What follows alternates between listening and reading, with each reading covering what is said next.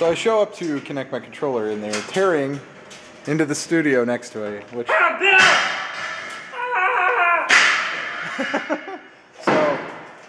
So anyways, I unpacked the stuff, and now I gotta go find a power supply that'll actually work with this, so... 1833 hours, and I finally get everything hooked up. I had to make a crossover cable. I don't know why. That's kind of odd. I hooked it to the TGG network and hooked my computer to the network. I signed it an IP address nearby, and it didn't quite work. So I made a crossover cable and set up my own little network real quick, and it seems to be functional. But now I can issue the commands. So it's rolling.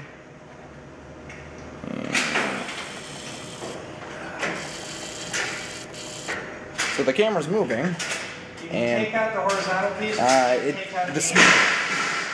The speed control that I put into it doesn't seem to be necessarily that useful. It's pushing as fast as it can right now, and that's as fast as it goes. It might be useful if things are zoomed in really tight, but I'm not quite certain it has much usefulness at this point. So after playing with the camera a little bit, rotating it around and whatnot, I started to kind of touch the chips and just kind of, you know, looking for hot spots. And the motor board is actually really nice and cool, but when I touch the bottom of the Arduino board, it's right about here. It's not searing hot, but it's right there. It is. Wow, that's can barely touch it hot. So that's got me concerned. I don't know why it's that hot. It could be because of the power supply. This is a 12-volt power supply. It could be. That's got me kind of concerned.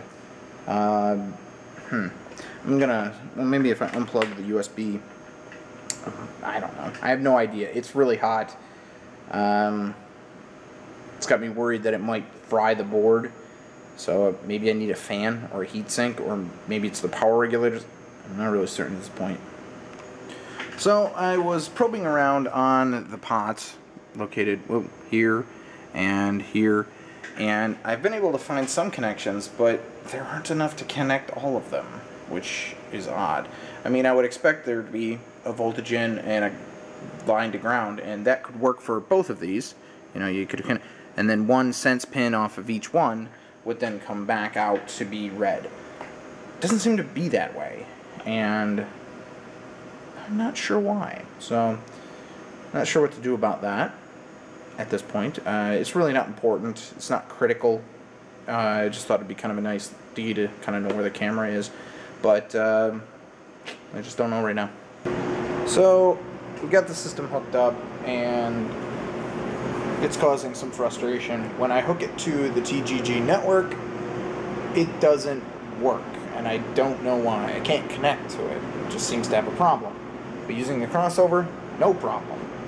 You can connect, disconnect, send it commands all day. I wrote a little script that quickly sends it a bunch of commands. It's got no problem with it. So I'm a little flustered on what the hell is going on. I just don't really know what to do with it at that point. I've tried toying with the Ethernet settings, giving it different IP addresses, all kinds of stuff. Just nothing's happening. So I just don't know what the problem is. So I'm on with Craig right now, or Enos, and I'm trying to work the problem, but it just doesn't seem, like I said, we connected to the Cisco switch, and it just seems to work.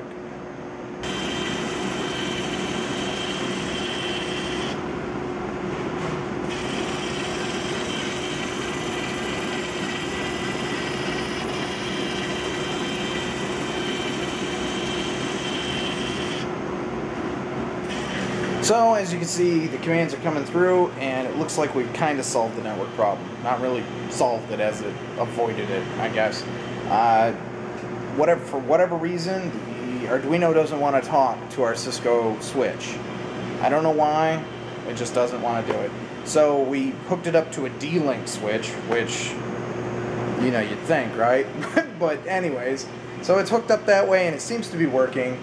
And the commands are now going from the wireless of the laptop, wherever, through, and now they're here. So, I don't know. This seems very, very hair-pullingly, frustratingly weird. But there it is. It seems to be working.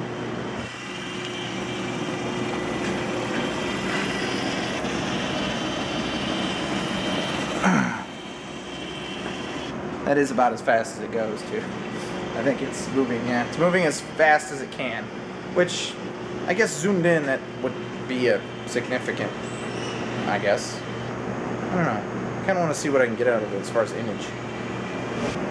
So I thought about hooking up a power supply to the camera and turning it on and whatnot. But the connector, which is this one, that comes down to here, is different than the other Sony power supplies that we got over yeah. So I think it has to be powered by one of these. So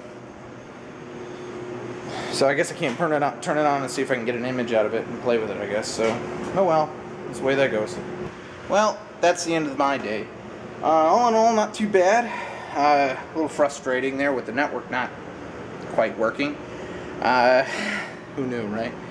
But just kind of for reference here, looks like, well, I'm going to say green and light blue are one motor, and brown and light brown are the other motor. So in the way this is wired up, I guess, so green is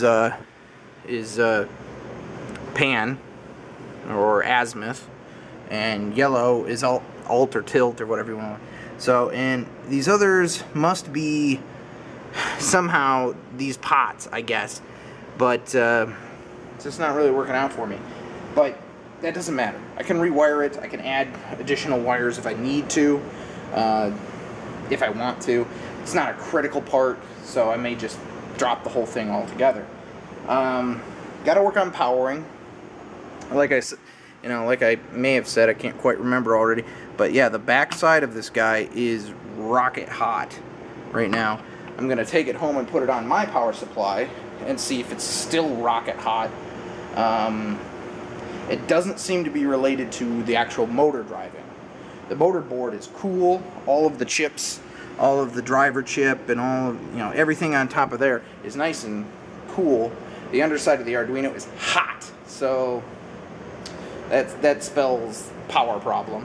And it might just be the fact that this 12 volts power supply is either not a good power supply or putting out too much voltage. Not really certain what it's doing. I checked it, it's 12 volts. So anyways, if I put it on a nice good bench supply, I should be able to diagnose that and really figure out if it's this power supply or it's just the way it is. So I got those things to do, some code work yet to do. I want to be able to program the IP address, possibly from the COM port. Just send it like, I want you to now be a different IP address, or run on a different port, or whatever. And maybe being able to trigger resets and things like that. So there's some administrative stuff that needs to happen there yet. So, but all in all, that stuff should be relatively easy to accomplish, and you should be able to knock that out. So all in all, a good day. See you next time.